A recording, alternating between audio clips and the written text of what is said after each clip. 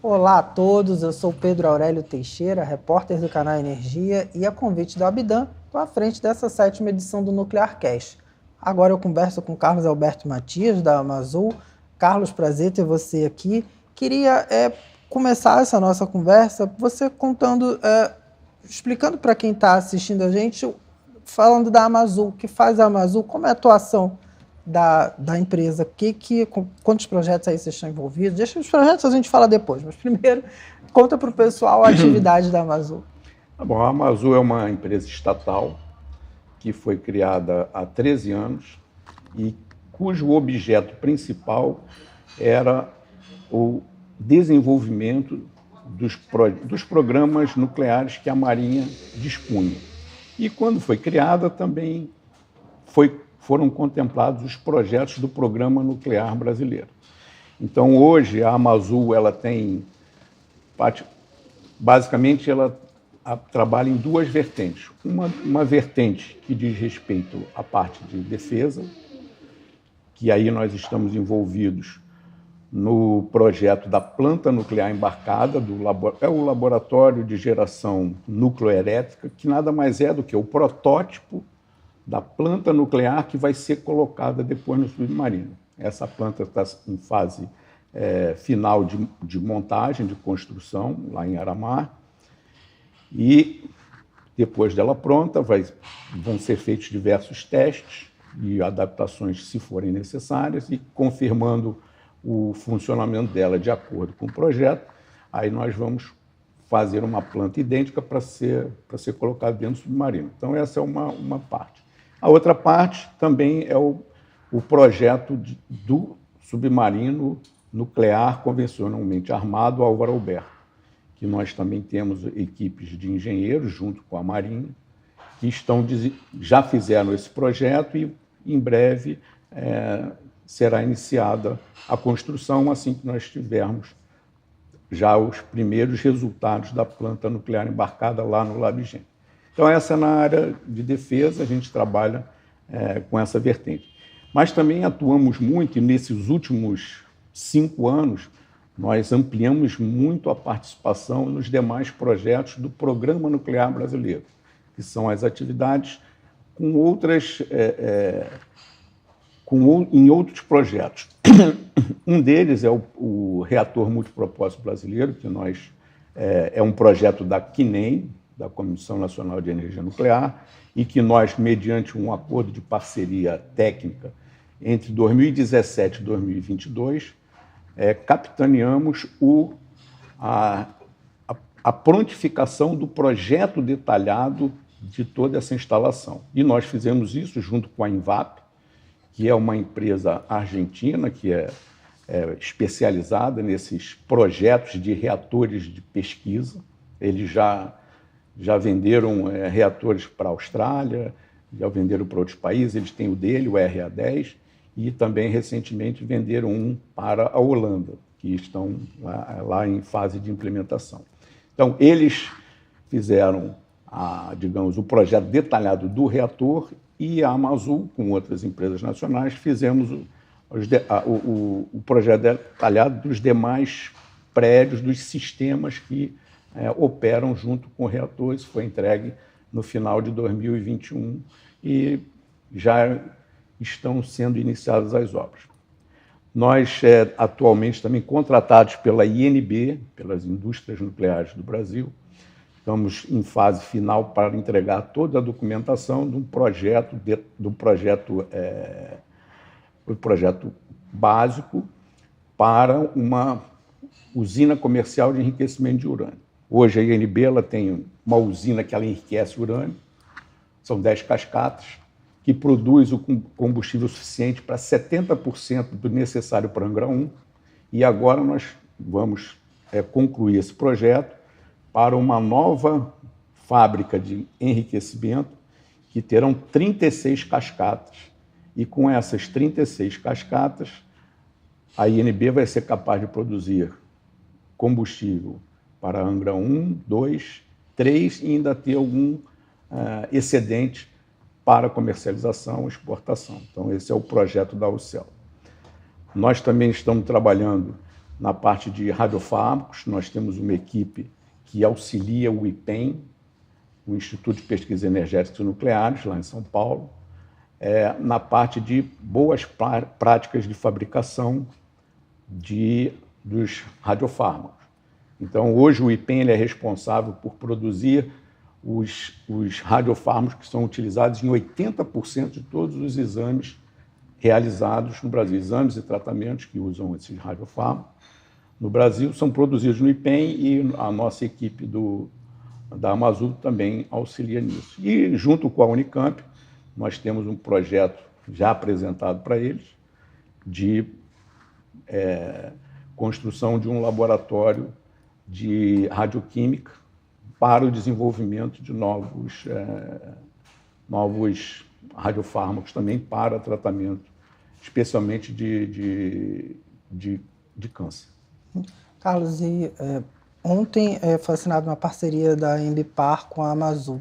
O que você pode falar um pouco mais desse projeto, a relevância dele, até de prazo também, como é que está? O que você pode contar para a gente aí dessa parceria de ontem? A Embipar, que é a holding que engloba a Eletronuclear e a INB, elas estão num processo de ampliação das atividades das empresas que fazem parte do grupo. E, no caso, esse acordo de confidencialidade que nós assinamos com a Embipar é visando a nossa participação nos futuros projetos que estão sendo estudados para a ampliação das atividades dessas empresas do setor nuclear, da Embipar. Um deles é uma usina de conversão, que hoje é uma parte do processo do ciclo do combustível, que não é feito no Brasil. A INB ela é detentora da responsável por todo o processo, desde a mineração até a produção do combustível, legalmente, mas eles extraem o urânio do solo, transforma no yellow cake, mas não tem uma usina de conversão, que pega esse yellow cake e transforma ele no hexafluoreto.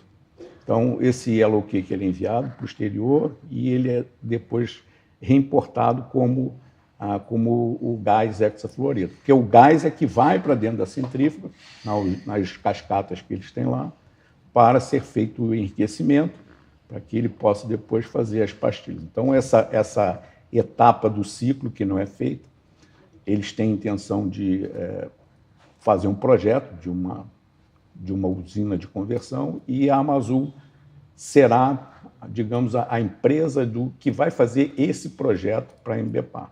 Assim como nós já estamos fazendo o projeto da usina comercial de enriquecimento para ampliação da capacidade de enriquecimento do urânio. E qual o cronograma desse projeto? Esse cronograma ele foi recém-iniciado porque eles conseguiram uma parceria com o BNDES e eles vão contratar o BNDES para fazer esse estudo de viabilidade e fazer também, apresentar o modelo de negócio que vai ser empregado. Possivelmente vai ser uma parceria entre a INB e alguma empresa privada que entrará com algum capital para que esse projeto seja feito, executado, construído, para que nós tenhamos essa usina de conversão.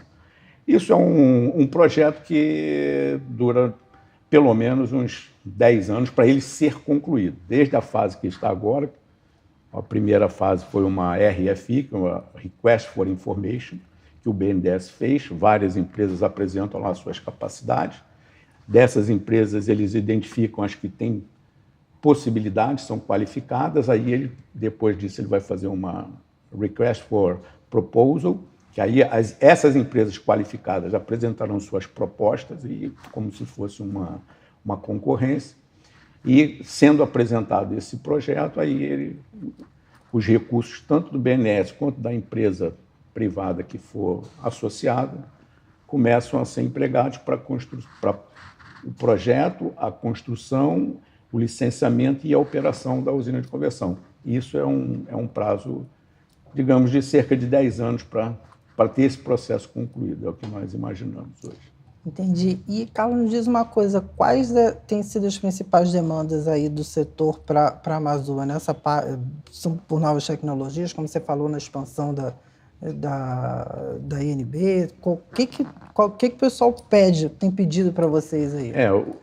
A Amazon, hoje em dia, ela tem sido procurada praticamente para todos os projetos nucleares. Nós estamos envolvidos, não apenas os projetos da Marinha, mas também os projetos da Cinem e de outras empresas, como eu citei, a Unicamp, como eu citei a Diamante, que nós fizemos lá o estudo de viabilidade técnica para a usina deles lá em Tubarão.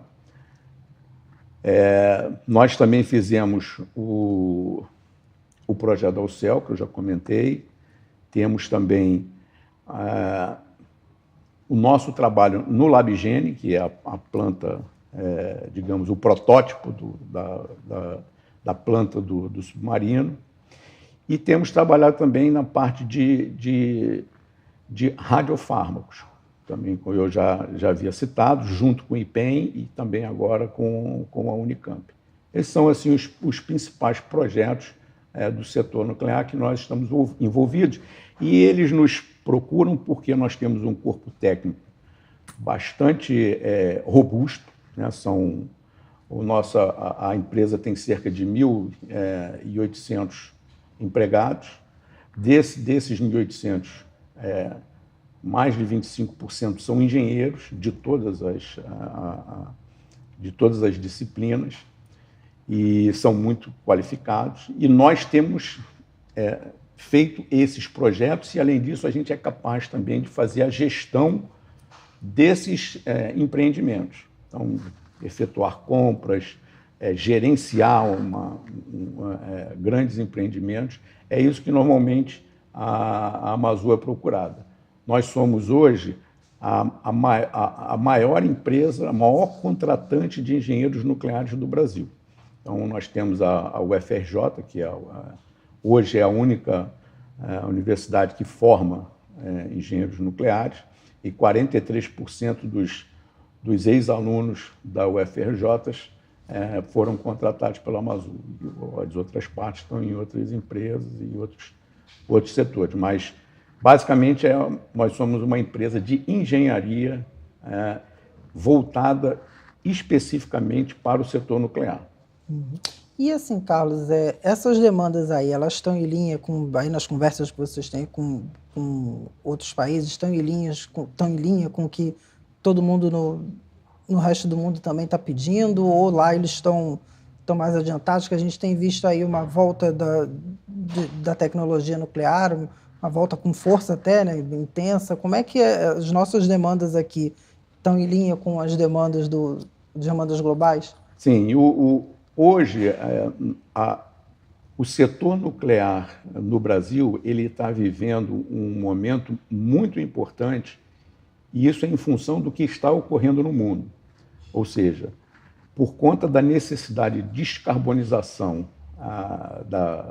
do setor energético mundial, o nuclear ele tem sido visto como uma fonte de energia limpa, e isso já foi admitido pela ONU na COP28, que sem o uso da energia nuclear na geração de energia elétrica, não será possível atingir as metas estabelecidas no Acordo de Paris de descarbonização do net zero até 2050. Então, o setor nuclear ele é vital para que essas metas de descarbonização sejam atingidas, tanto que diversos países, há cerca de 2 anos, assinaram um memorando se comprometendo a triplicar a produção de energia mediante o uso da tecnologia nuclear. E, recentemente, tem menos de um mês, o governo brasileiro, também com outras nações, também aderiu a essa proposta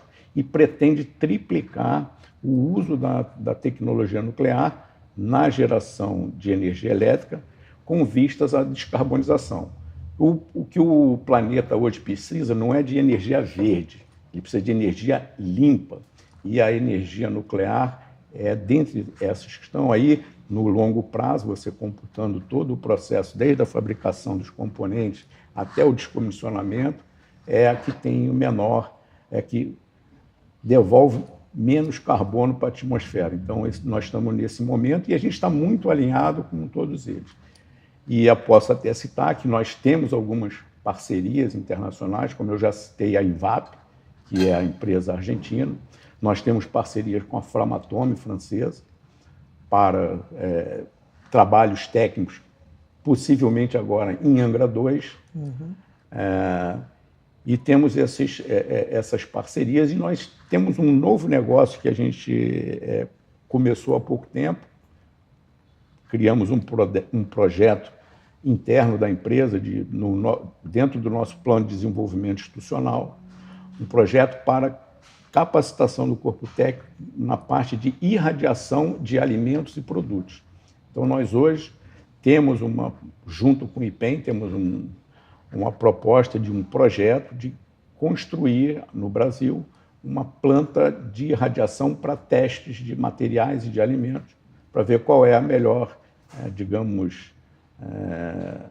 utilização desses alimentos, desses materiais, em termos de dose, de tempo de exposição, para que você melhore, aumente a vida útil desses alimentos, assim como você também melhora as qualidades de muitos materiais usados na indústria. Carlos, me diz uma outra coisa, em termos de recursos, como acessar os recursos para vocês conseguirem todos esses projetos? Alguns são em parcerias com privados, pelo que você falou, mas também precisa de uma financiabilidade, né? Como acessar os recursos para poder colocar em prática tudo isso? Bom, como eu falei inicialmente, nós somos uma empresa estatal, então nós temos uma parte do nosso orçamento, ele vem do governo federal. Então, a folha de pagamento dos nossos empregados, ela vem do Tesouro Nacional, e nós temos uma pequena parcela do orçamento para o nosso custeio diário. E isso vem do orçamento do Ministério da Defesa, a quem nós estamos vinculados como empresa estatal. O nosso ministério é o Ministério da Defesa, por intermédio da Marinha do Brasil. Então, nós temos essa parte de recursos do orçamento da União, e que nós aplicamos com grande critério e temos muito cuidado para que todo esse trabalho que nós desenvolvemos, ele tenha um retorno para a sociedade. E não é à toa que o lema da empresa é tecnologia nacional em benefício da sociedade. E para comprovar isso, nós há 2 anos fizemos um estudo do nosso balanço social, que é uma metodologia que nós, em colaboração com o Inmetro, eles têm esse processo de calcular quanto dos recursos que é investido na empresa, eles retornam para a sociedade e como eles retornam. Então, nesse primeiro balanço social que nós fizemos, nós pegamos apenas 3 projetos dos quais nós participamos. Hoje são cerca de 18. Mas nós pegamos apenas 3 que eram os mais conhecidos, que foi o Programa de Extensão da Vida Útil de Angra 1, que foi contemplado com mais de 20 anos de operação. Nós pegamos também o nosso programa do desenvolvimento do submarino, e com esses projetos, usando essa metodologia, nós chegamos a um valor, digamos, de que o produto e os serviços gerados por esse investimento chegavam a cerca de 86% do que o Estado investiu na empresa. E agora nós estamos refazendo esse nosso balanço social, estamos colocando outros projetos, e certamente o investimento que o Estado faz na empresa, usando os impostos do contribuinte, ele certamente tem tido um retorno bastante importante para a sociedade. E a gente tem muito orgulho disso, porque são empreendimentos que normalmente não são feitos por empresas privadas, ou por motivos legais, ou às vezes até desinteresse, porque o investimento precisa ser muito, muito alto para ter aquele retorno. Entendi.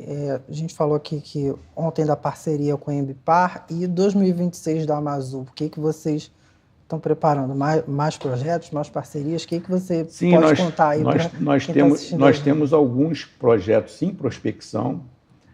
Nós estamos participando atualmente, como na parte técnica, do corpo técnico de engenharia, de um projeto muito importante, que é de um microreator nacional. Um microreator de 5 megawatts de potência, que está sendo financiado pela FINEP e pela Diamante, que é uma empresa privada. Então, eles apresentaram essa proposta numa oferta pública e foram contemplados com esse financiamento. A ideia desse projeto é desenvolver as tecnologias críticas necessárias para se construir um microreator nacional que pode ser colocado em qualquer lugar, em áreas remotas, pode ser transportável.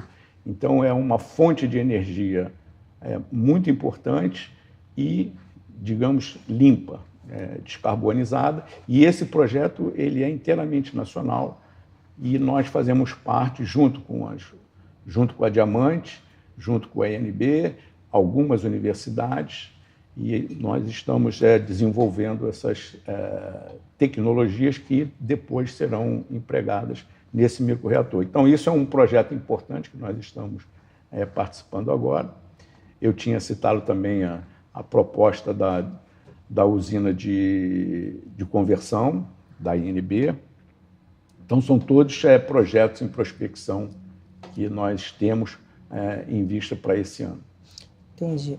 Carlos, os convidados aqui do NuclearCast, uma coisa que eu tenho abordado com eles é a questão do tempo, né? Quando eles estão falando, a tecnologia nuclear tem um tempo mais demorado. E como vocês lidam com essa variável do tempo? Assim, ao mesmo tempo que o setor, a sociedade, o mercado pede uma rapidez de entregas, notadamente a tecnologia nuclear tem um tempo maior do que outras. Como lidar com essa variável do tempo? Eu acho que o que nós procuramos mostrar para todos os envolvidos e todos que têm interesse é de que o uso da tecnologia nuclear ele é cercado de muitos cuidados. Muitos cuidados porque a chance de um erro ela tem que ser evitada de todas as formas. E, para isso, nós temos um sistema de gestão da qualidade que ele é muito rigoroso. Então, eu vou te dar um exemplo. Nós temos um sistema de gestão da qualidade aeronáutica, que, para você fabricar peças de aviões, para colocar um avião para voar, você tem vários requisitos que você precisa atender, e que são muito rigorosos.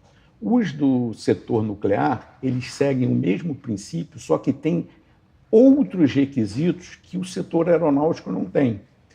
Porque, por exemplo, se você tem um problema com um avião, você afeta um grupo pequeno de pessoas. Mas se você tem um problema num sítio nuclear, você pode afetar o meio ambiente, pode afetar mais gente do que isso. Então, os requisitos eles são muito rigorosos e são muito observados.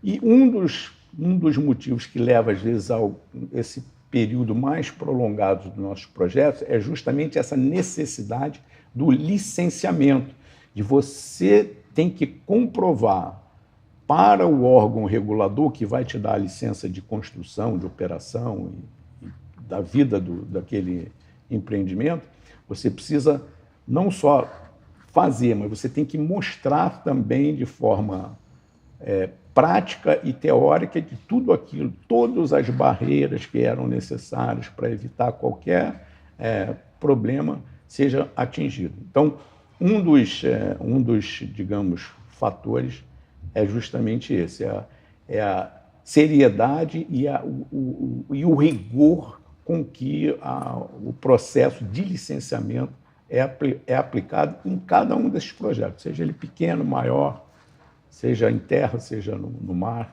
Então, esse é um dos fatores que contribuem para isso, para serem um pouco mais demorados. Ótimo, Carlos. A gente está chegando ao final desse episódio do NuclearCast. Queria agradecer a tua participação aqui. Muito bom a gente conversar aí sobre a Amazul, sobre os projetos que vocês estão envolvidos. Mais uma vez, aí, obrigado pela tua presença. Eu que agradeço. Foi uma grande oportunidade de estar aqui, de conversar com você e a gente mostrar também um pouco do trabalho que a Amazul faz. É uma empresa que tem 13 anos de criada, mas nós temos empregados que estão no programa nuclear há 40 anos, 30 anos, que sempre trabalharam nesses projetos, principalmente nos desenvolvimentos que a Marinha fez desde a década de 70, e eles estão conosco até hoje, mas tem uma capacidade muito forte de engenharia e de gestão de grandes empreendimentos. E é por isso que a gente tem sido bastante procurado e está envolvido em todos esses projetos atualmente, felizmente. Legal. Pessoal, chegamos ao fim de mais um episódio do NuclearCast. Continuem conectados com a gente. Até a próxima.